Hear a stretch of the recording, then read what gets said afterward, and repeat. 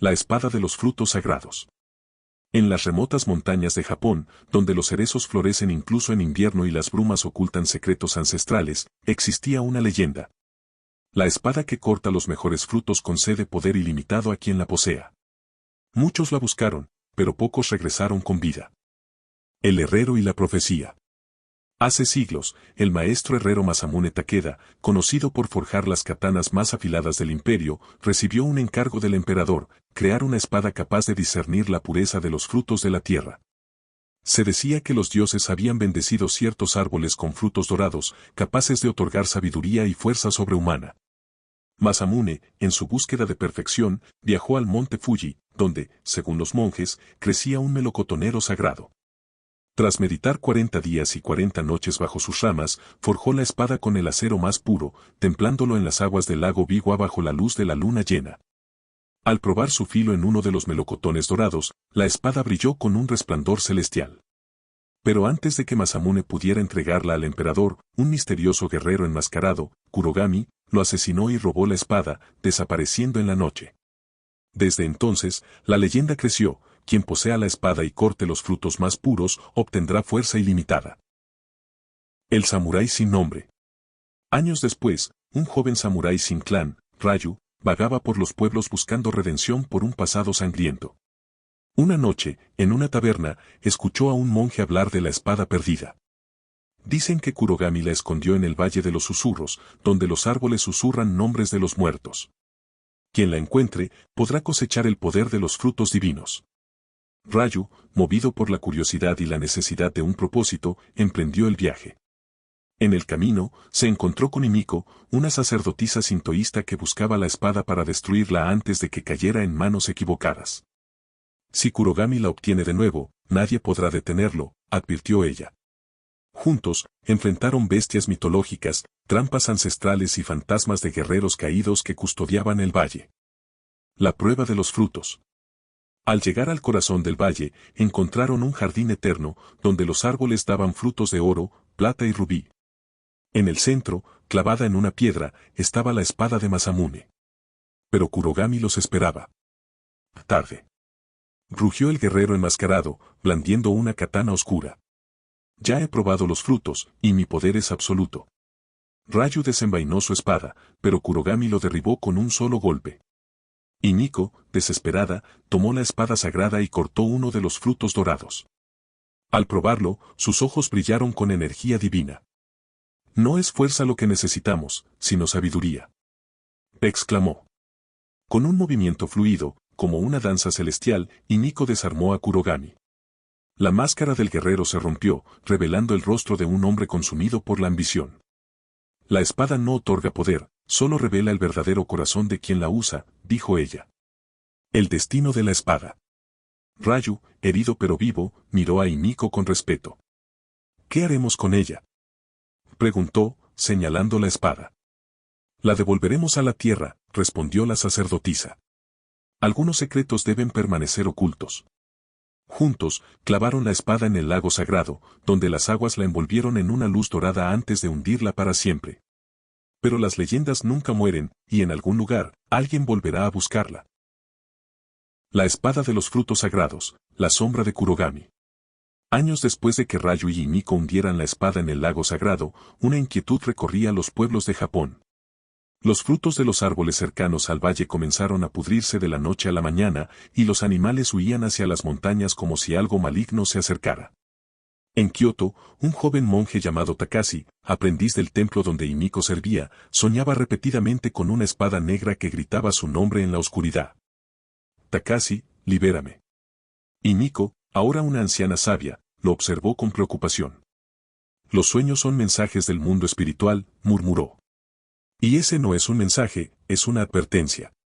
El regreso de la oscuridad. Mientras tanto, en las profundidades del lago Biwa, donde la espada yacía olvidada, algo se movía. Las aguas, antes cristalinas, se enturbiaron con una niebla púrpura. Un grupo de bandidos, liderados por una mujer despiadada llamada Yuriko, llegó al lago buscando tesoros. Uno de ellos, un joven codicioso llamado Ren, se zambulló en las aguas y vio un brillo dorado entre las sombras. Al tocar el metal, una voz resonó en su mente. Sácame de aquí, y te daré poder ilimitado. Ren, cegado por la ambición, sacó la espada. Pero no era la misma hoja sagrada que Himiko había hundido, estaba corroída, con grietas oscuras que latían como venas. En ese instante, los ojos de Ren se tornaron negros. Kurogami vive en mí. La maldición renace. Ren, ahora poseído por el espíritu de Kurogami, masacró a sus compañeros sin piedad. Yuriko, la única sobreviviente, huyó hacia el templo de Himiko, sangrando y delirando sobre un demonio con espada negra. Takashi, al escuchar su historia, supo que el sueño era real. La espada no fue destruida, susurró Himiko, debilitándose. Kurogami corrompió su esencia, y ahora busca un nuevo portador. Antes de morir, le entregó a Takashi un omamori, amuleto sagrado, con un fragmento del último fruto dorado. Encuentra a Rayo. Él es el único que sabe cómo vencer a Kurogami, porque una vez lo hizo. El último samurái. Takashi viajó hacia el norte, donde Rayu, ahora un ronin solitario, vivía como cazador. El tiempo no había sido amable con él, cicatrices cubrían su cuerpo, y su mirada estaba llena de hastío. No quiero más batallas, gruñó al escuchar la petición. Pero cuando Takashi le mostró el omamori, Rayu recordó la promesa que le hizo a Himiko años atrás. Si Kurogami ha vuelto, entonces esta vez, acabemos con él para siempre. Juntos, siguieron el rastro de destrucción de Ren/Kurogami, que marchaba hacia el monte Osore, el lugar donde los muertos caminan. La batalla en el inframundo. Al llegar, encontraron un campo de cerezos marchitos. En el centro, Ren/Kurogami los esperaba, con la espada negra goteando una sustancia oscura. Rayu, qué irónico que seas tú quien me traiga de vuelta. La batalla fue brutal. Rayu luchó con todas sus técnicas, pero Kurogami, fortalecido por la corrupción de la espada, era casi invencible. En un momento de desesperación, Takashi usó el omamori y lo arrojó a la espada negra. Un destello dorado estalló, revelando por un instante el verdadero rostro de Ren, llorando en agonía. Ahora, Rayo. Gritó Takashi. Rayo aprovechó la distracción y clavó su wakizashi en el corazón de Ren. Un grito sobrenatural retumbó mientras la espada negra se quebraba en 1000 pedazos. El precio del poder. Con Kurogami finalmente destruido, el valle recuperó su paz. Pero Rayu, herido de muerte, se desplomó bajo un cerezo. ¿Valió la pena? Preguntó Takashi. Sí, respondió Rayu, mirando los primeros pétalos de flores caer. Porque algunos frutos no están hechos para ser cortados. Y así, el último samurái cerró los ojos, mientras el viento llevaba su espíritu hacia la eternidad. La espada de los frutos sagrados, el legado del cerezo sangriento. El invierno llegó temprano ese año. Los aldeanos murmuraban que los dioses estaban enojados. Las aguas del lago Biwa, donde la espada negra se había desintegrado, comenzaron a congelarse, pero no de hielo, sino de una sustancia oscura y espesa que se extendía como veneno. Takashi, ahora guardián del templo de Himiko, soñaba nuevamente con la voz de Kurogami. Fue gracioso, creer que me destruirías tan fácilmente. Mientras tanto, en las sombras de Kioto, Yuriko, la líder bandida que había escapado de Ren, reunía un ejército de mercenarios. No buscaba venganza, buscaba los fragmentos de la espada. Las lágrimas de Oni. Un cazador de demonios llamado Ayato llegó al templo con una historia inquietante. En las minas abandonadas de Hokkaido, algo está despertando. Los mineros hablan de un hombre sin rostro que ofrece riquezas a cambio de un juramento de sangre. Takashi examinó el mapa que Ayato traía.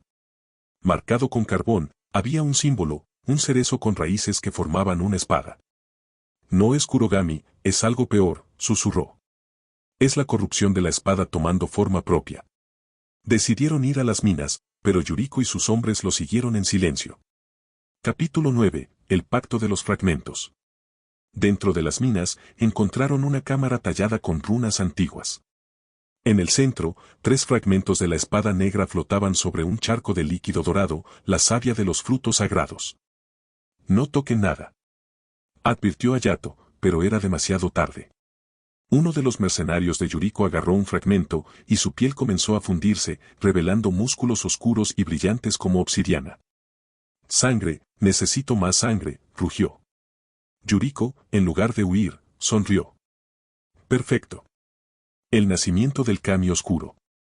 Los fragmentos se unieron, no en una espada, sino en una entidad viva. Un ser con cuerpo de guerrero samurái, pero con extremidades alargadas y una máscara de corteza retorcida. Yo soy el hambre que nunca se sacia, el fruto que nunca madura. Takashi y Hayato lucharon, pero cada herida que infligían solo hacía que el Kami oscuro creciera más, alimentándose de su ira. Fue entonces cuando Yuriko reveló su verdadero plan. Yo no quería la espada, quería controlarte. Gritó, lanzando un talismán prohibido que comenzó a sellar al Kami en su propio cuerpo. Pero algo salió mal. La danza de los malditos.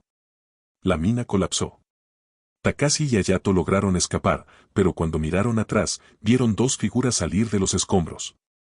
Yuriko, ahora con un brazo convertido en hoja negra pura. El Kami oscuro, reducido a una sombra, pero libre. Esto no ha terminado, murmuró Hayato. En la distancia, el cerezo más antiguo del valle estalló en llamas azules.